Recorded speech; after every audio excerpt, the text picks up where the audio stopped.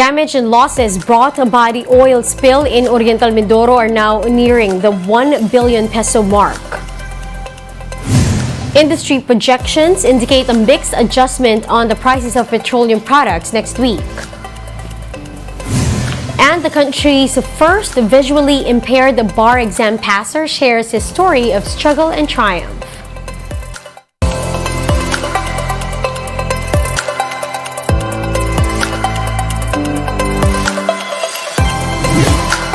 Fast, focused, and fearless. Here's a roundup of stories we're watching now. I'm Riza Diaz.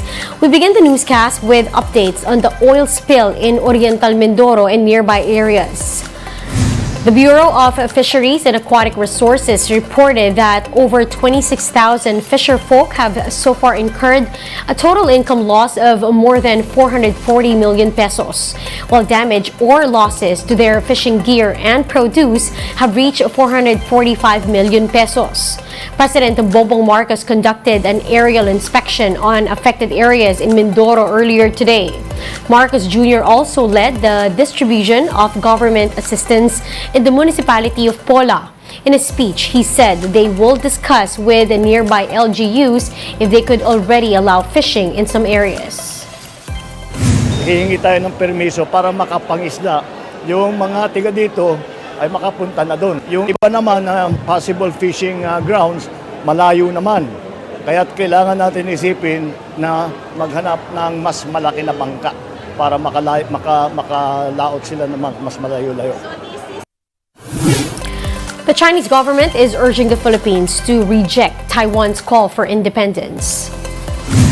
Days after the ministerial dialogue between the Philippines and United States, Chinese ambassador to the Philippines, Wang Zilian, warned the country against meddling in the issue with Taiwan, saying that Beijing won't hesitate to use force in the territory if needed.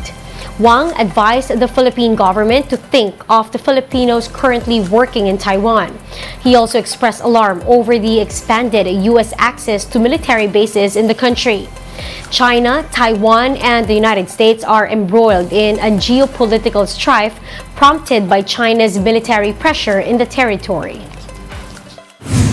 The Philippines is advised to unequivocally oppose Taiwan independence if you care about the 150,000 overseas foreign workers. Obviously, the U.S. intends to take advantage of the new exercise to interfere in the situation across the Taiwan Strait at the expense of peace and development of the Philippines.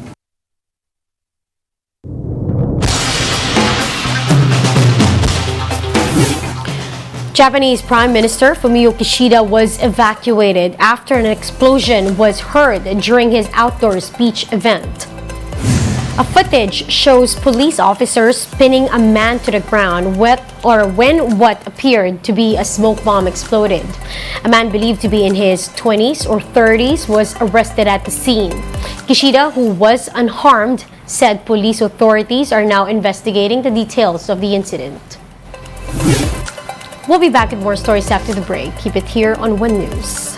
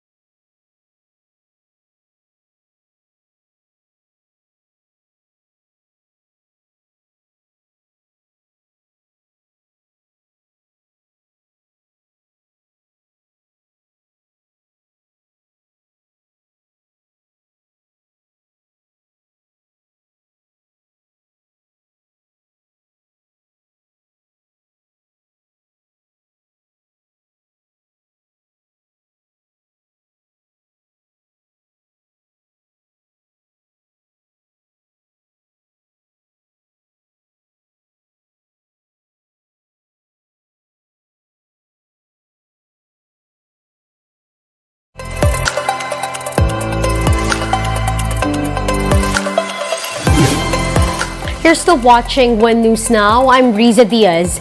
The camp of Arnie Teves files a motion to dismiss the complaints over loose firearms filed against the suspended Solon. Elaine Fulgencio with the report.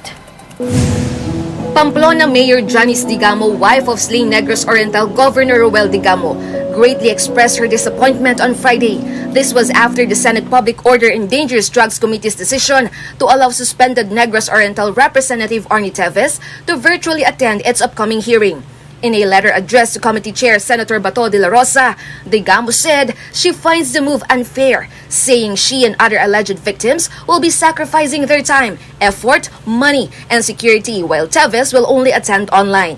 Digamo also appealed to the Senate panel to reconsider their decision in accommodating Teves, who she says is a fugitive.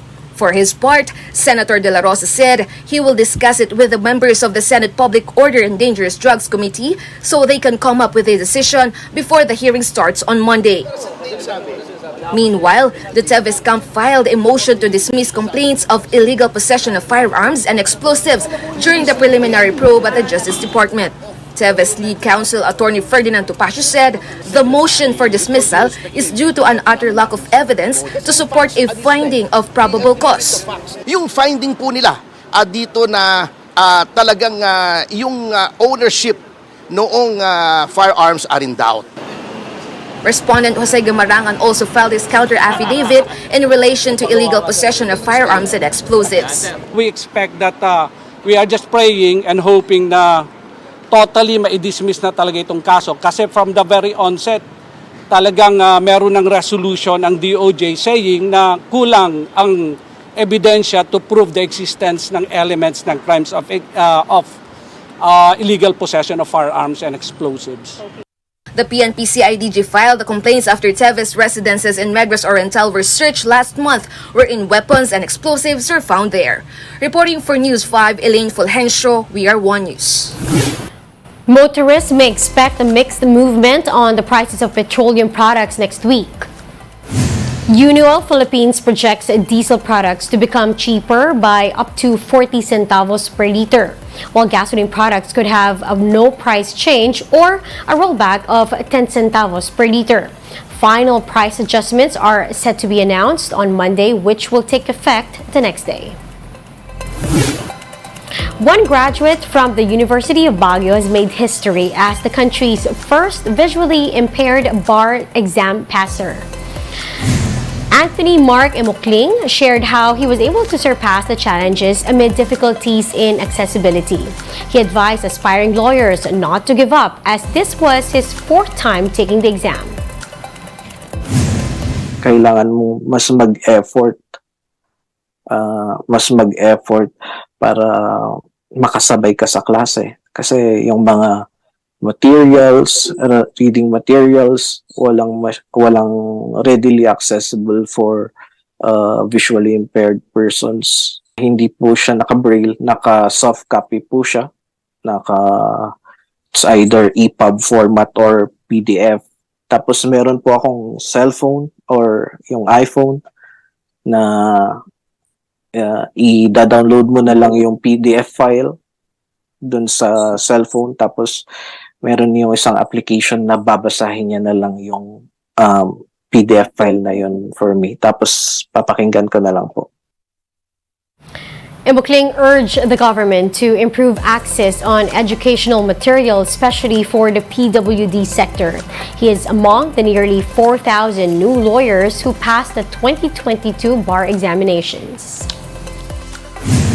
Siguro awareness po sa mga taong gobyerno na they can improve mga services for persons with disability, na if they will improve yung mga accessible reading materials for blind, mas may encourage silang mag-aral at mag-pursue ng career.